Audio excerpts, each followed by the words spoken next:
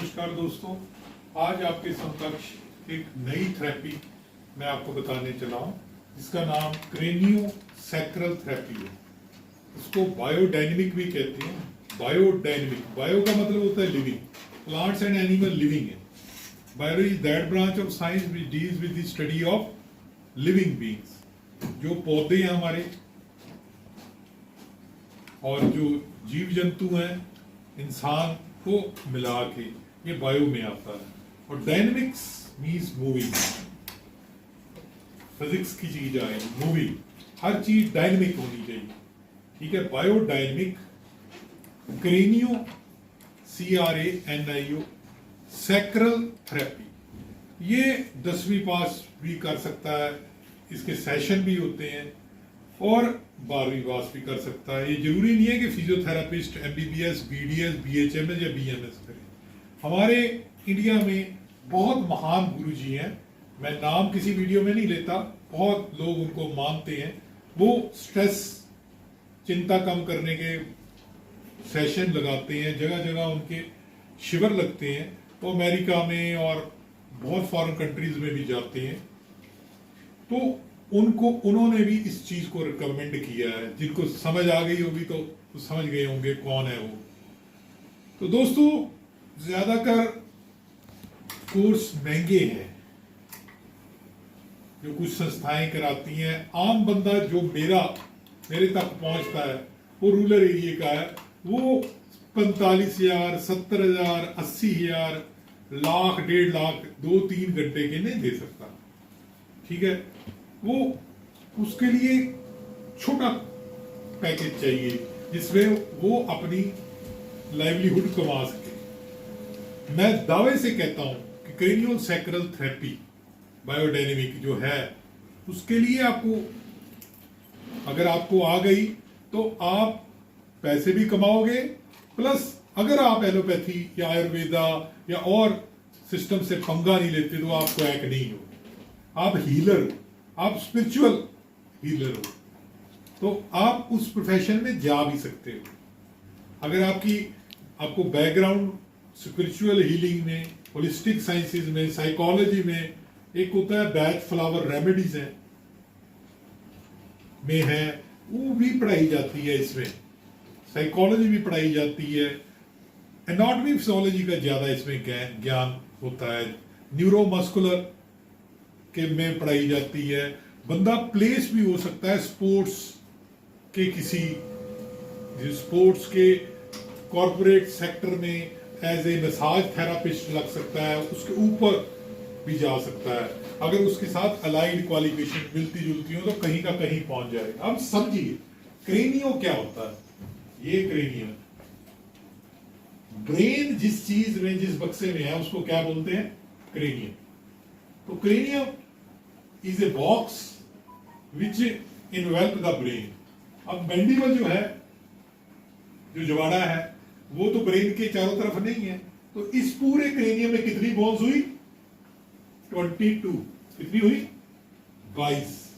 अब जो माथे की है सामने वाली, वो फ्रंटल है, जो साइड पे है पैराइटल है, जो बैक साइड पे है वो ऑक्सीपिटल है। फ्रंटल, पैराइटल, जो चीज भी मनुष्य में सेंटर में है वो एक होती है, और जो साइड पे है 2 है। हमारे 2 कान है, साइड पे है, लेटरल है।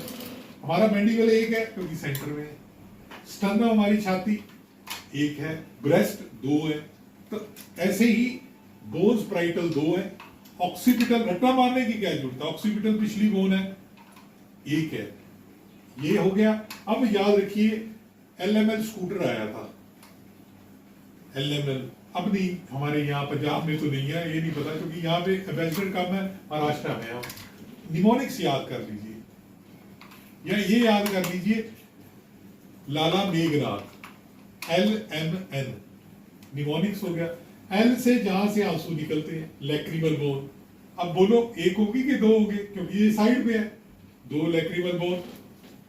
अब आ गया ये M फॉर मैक्सिला, ये यहां से शुरू होती है, ये दोनों जुड़े हुए हैं। हमारा अपर जहाँ जो 2 बोन का बना है उसको मैक्सिले कहते हैं, लोग मैक्सिला भी कहते हैं। और नाक की हड्डी जहाँ पड़ता है, ये नहीं, ये नाकरी नेजल बोन, ये नेजल बोन है। तो ये आप LMN, इसका मतलब टोटल 6 बोन हो गए, इधर भी इधर भी। अब यहां अगर देखें तो यहां भी हड्डियां हैं, अगर हम देखें तो यहां भी हड्डी है, यहाँ पैलेटाइन बोन है और उसके पीछे वोमर है, और ये जो है जाइगोमेटिक है। ये क्या है? जाइगोमेटिक है। इसके अंदर भी बोन है, सफिनोइड बोन है। कौन सी है? सफिनोइड। तो दोस्तों क्रेनियोसैक्रल थेरेपी पहले तो जेंटल है, इनकी पीठ में सर्वाइकल में कुछ प्रॉब्लम है तो उनको जेंटल टच दिया जाता है क्रेनियम में। यह माना जाता है कि जैसे हमारा हार्ट रिदम में है 72 बार 1 मिनट में करता है बीट, ऐसे हमारे फेफड़े हैं, लंग्स, वो कर रही हैं 14 से 16 बार। इनमें वेंट्रिकल्स हैं, अगर आप पढ़ेंगे एनाटॉमी तो उसमें लेटरल वेंट्रिकल है, थर्ड वेंट्रिकल है, फिर उसके बाद हमारे स्पाइनल कॉर्ड में सबअरेक्नोइड स्पेस है, वो पूरे का पूरा एक फ्लूइड है। माना जाता है कि पूर्णमासी को वो थ्रेट में आ जाता है, उसके प्रेशर में आ जाता है, जैसे मून पानी को समुद्र के खींचता है ग्रेविटी की वजह से, ऐसे ही कहते हैं कि पूर्णमासी फुल मून डे को CSF का प्रेशर ज्यादा होता है।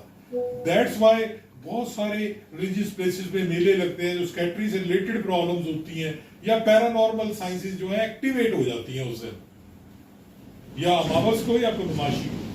तो CSF भी रिदम में है, हार्ट भी रिदम में है, लंग्स फेफड़े भी रिदम में है।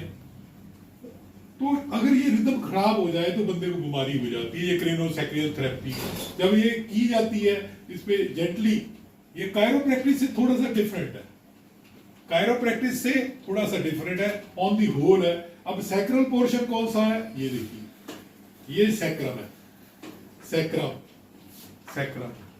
तो ये वाला सैक्रम पोर्शन है। तो क्रेनियल सैक्रल थेरेपी बायोडायनेमिक जो है वो बेसिकली इनके अंदर जो रिदम है उसको ठीक करता है, और बंदा जो है without medicine, without non invasive drugs उसको बहुत फायदा पहुंचता है। तो क्रेनियल सैक्रल थेरेपी विलियम जी ने लगभग अमेरिका में ये बहुत साल पहले, सदी से भी ज्यादा हो गया पहले शुरू की। ये हमारी पहली वीडियो है क्योंकि क्रेनियोसैक्रल थेरेपी आज तक हमने इसकी वीडियो नहीं बनाई थी, और अच्छा लगा तो लाइक करना, सब्सक्राइब करना और शेयर करना। धन्यवाद।